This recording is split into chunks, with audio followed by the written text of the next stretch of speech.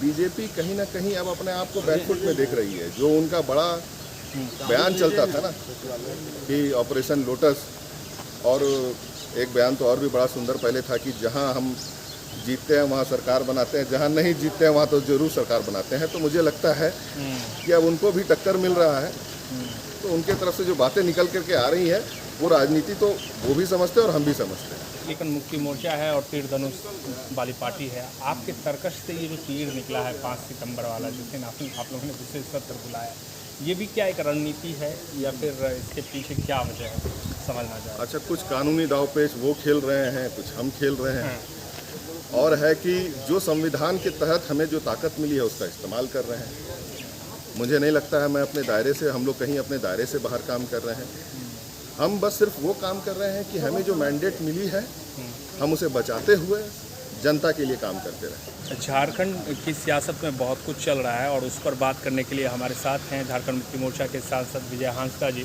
हांसदा जी, सबसे पहले तो ये हम समझना चाहेंगे कि आधी सरकार रायपुर में है और आधी सरकार यहाँ फंक्शनल है, मतलब काम कर रही है। ये कौन सा ग्रामर है राजनीति का, और देश के भीतर जो भी चल रहा है उसमें ये ग्रामर कितना फिट बैठता है? ग्रामर जो है मुझे लगता है उसमें बहुत सारी चीज़ें होती हैं। अब क्या है कि present tense, past tense and future tense भी रहता है। तो लगातार कई स्टेटों में बीजेपी जिस तरह से अपनी एमएलएस को खरीद फरोख्त करके सरकार बनाने में सफल रही, जिसमें कि 20 करोड़ 50 करोड़ एक एमएलए के पीछे खर्चा हुआ, तो सबसे बड़ा ये सवाल होता है कि भ्रष्टाचार अगर उनके बीच में नहीं है तो कहाँ से ये इतना पैसा बाहर निकाल करके लाते हैं। और अब जो है कहीं ना कहीं जो कॉन्स्टिट्यूशनल कह सकते हैं एक दायरा है, उसके भीतर रहते हुए झारखंड में जो सरकार बचाई जा रही है, अब ये आप कहिए कि बीजेपी की जो भी प्रयास विफल हो रही है सारे कॉन्स्टिट्यूशनल दायरे के अंदर में हो रही है। और बिहार में पहले हुआ, इसके बाद यहाँ हो रहा है।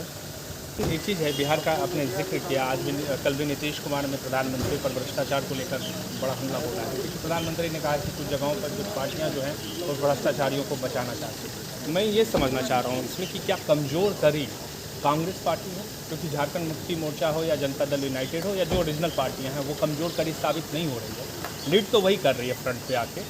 कमज़ोर करी आपको लगता है कि विपक्ष में अभी आज की तारीख में कांग्रेस है और कांग्रेस के नेताओं पे भरोसा आप लोग भी कम करते हैं, इसलिए उसको सेव करना पड़ रहा है?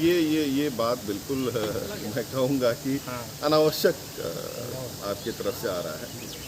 हर पार्टी अपना जो है सुरक्षा अपने तरफ से करने का प्रयास करती है, सरकार अपना जो है काम करना चाहती है।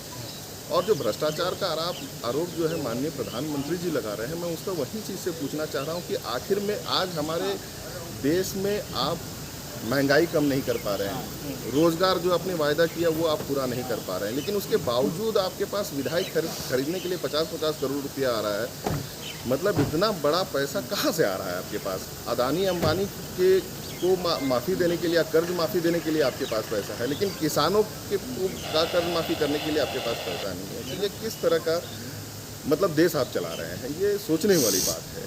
आज आप आए जिन मुद्दों को लेकर के और आपको दूसरा टर्म मैंडेट मिला, 8 साल होने को चला, उसके बावजूद अगर आप जनता के प्रति सिर्फ हिंदू और मुस्लिम और माने आगे और पीछे ये सब बात कह करके और इतने समय तक आप नहीं चला सकते हैं। 70 साल आप जो कार्य हुआ उसको आप दुत्कार करके और आज उन्हीं संस्थानों को बेच करके देश को कमज़ोर करने का जो काम कर रहे हैं, तो ये जनता भी देख रही है। समय ठीक है, अनुकूल आपके लिए अभी है। मैं अटल बिहारी वाजपेयी जी का वो भाषण मैं याद करना चाहूँगा। उनका एक भाषण था कि आज शायद आप मेरे पे हंस सकते हो, लेकिन समय फिर बदलेगा, तो समय फिर बदलेगा।